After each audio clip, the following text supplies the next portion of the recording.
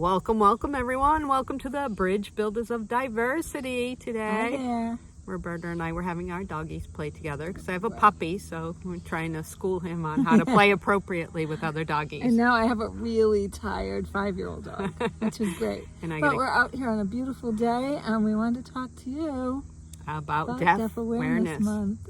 Don't forget to like, share, and subscribe to our channel. We are Bridge Builders of Diversity, where we're bridging the gap between the disability community and the typical community. I'm Sherry. I'm a mother of a child with Down syndrome. You may hear my son singing and swinging in the background. He's having a great, because it's a beautiful day here in New England. And don't forget to introduce yourself. Oh yeah, and I'm Roberta and I'm a special education teacher. It is beautiful here. It is. I can't get over how nice it is. So I'm even wearing a hoodie. It's almost October. Yeah. I figured Roberta could talk about how the deaf were instrumental in the formation of the ADA.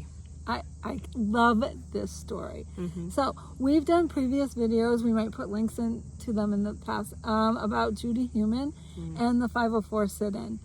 Well, what happened during the 504 sit-in is a large group of disabled people with a wide variety of disabilities sat in the Health and Human Services office in Berkeley. That's California, right? Berkeley. That's California. And what they wanted was to speak to the Director of Health and Human Services about why he refused to enforce the 504 statutes. And he refused to talk to them, so they just stayed.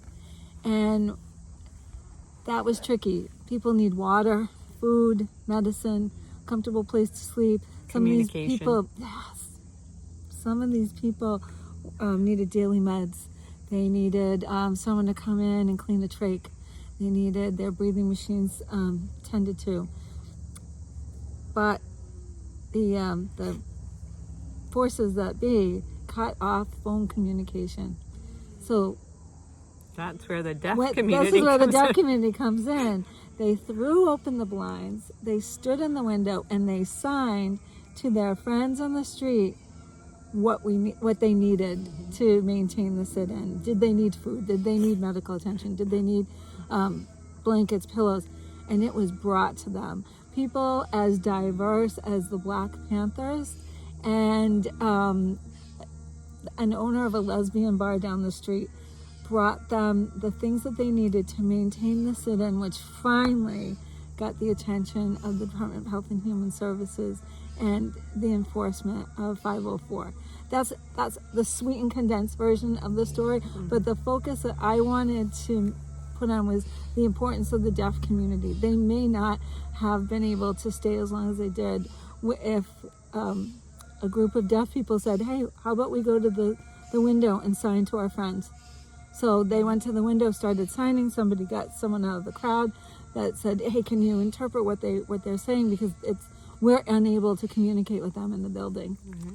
So a very instrumental piece of the story that I don't think many people know about. Well, we know about it because it's a favorite story of mine, because it's a story of how people who had been marginalized and kept on the sidelines were able to come together and work together.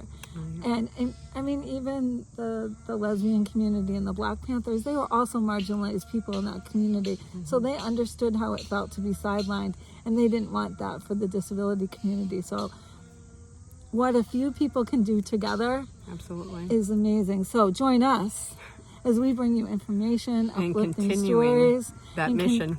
Continue our mission to build bridges between the disabled community and the typical community. Because after all, this is the one minority that anybody can join at any time. I don't think, can they see Brody? There's Brody! Hey, Brody! Oh, he's awake now. Hey, did you have a nice nap? Tired dog. So, anyways. Like, share, and subscribe to our channel. Please comment below and let us know your experience with the 504 or any part of that story. Right, with Section 504, with being a member of the deaf community, anything. Yes. We'd love to hear from you. All right, bye-bye.